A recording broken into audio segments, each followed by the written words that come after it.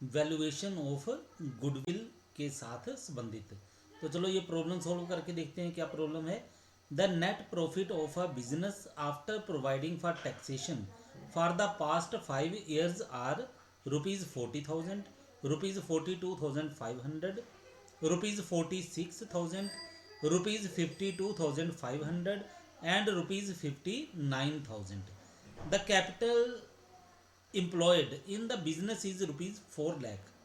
The normal rate of return expected in this type of business is 10%. It is expected that the company will be able to maintain its super profit for the next 5 years. तो पूछा गया calculate the value of goodwill on the basis of 5 years purchase of super profit.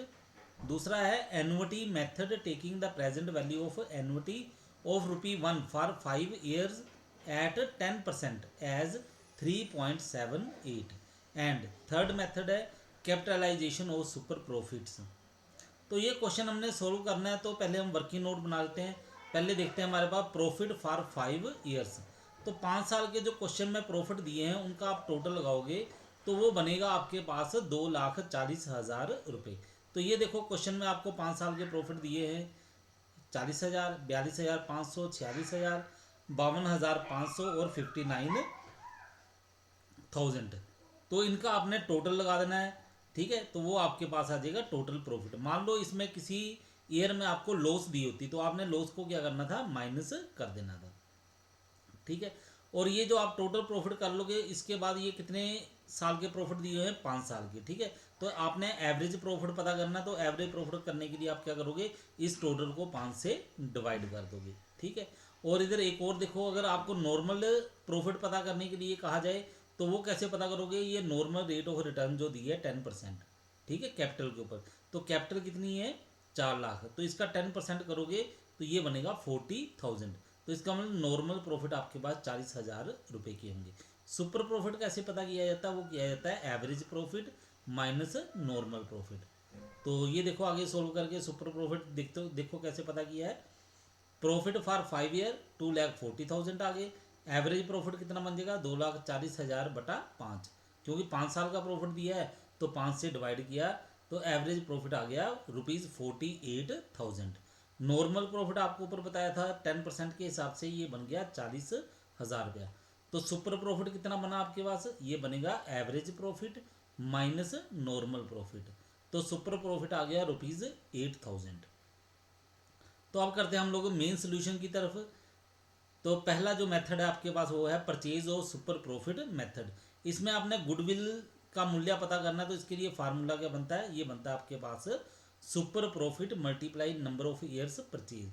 तो super profit अभी आपने working note में calculate किया, वो आया था 8,000 रुपये का। तो नंबर ऑफ ईयर्स कितने कहा गया परचेज के, वो कहा गया 5। तो आपके पास गुडविल का मूल्य जो आ गया वो आ गया 40,000 रुपये, ठीक है। उसके बाद दूसरा मेथड का है एनुटी मेथड। तो एनुटी मेथड में आपने क्या करना है, 1 रुपये का जो एनुटी वैल्यू दी है वो आपने जरूर देख लेनी है, वो आपको दी हुई थी 3.78। तो चलो एक बार फिर क्वेश्चन में दिखा देते हैं। यहाँ पे ये देखो एनुटी की वैल्यू जो दी है वो है 3.78।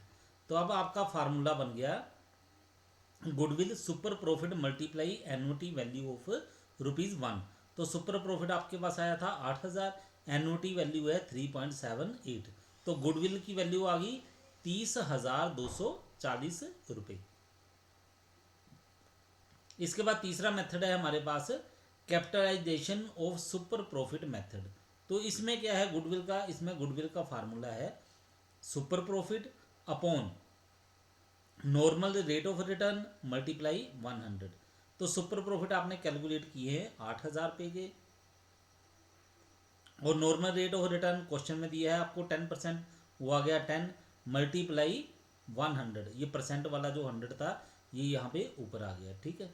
तो इसको कैलकुलेट करो, कैलकुलेट करने के बाद आपके पास आंसर आया ₹80,000। तो ये आपके पास है वैल्यूएशन ऑफ गुडविल, ठीक है। तो कई बच्चे कहते हैं कि गुडविल का मूल्य जो है वो तो बराबर होना चाहिए था सभी में। तो ऐसे नहीं है, ये जो मेथड है उनके ऊपर डिपेंड करता है। अलग अलग मेथड से जो गुडविल का मूल्य है वो भी अलग अलग आएगा। इसलिए किसी स्टूडेंट ने इसलिए कंफ्यूज नहीं होना कि इस मेथड से हमारे पास आंसर ये आया, दूसरा मेथड लगाया तो ये आंसर आ गया, तीसरा मेथड लगाया तो ये मेथड आ गया, ये क्या बोलते हैं आंसर आ गया गुडविल का। ठीक है, तो गुडविल का मूल्य जो है अलग अलग मेथड लगा के अलग अलग आ सकता है, इसलिए इसमें किसी प्रकार से कंफ्यूज होने की जरूरत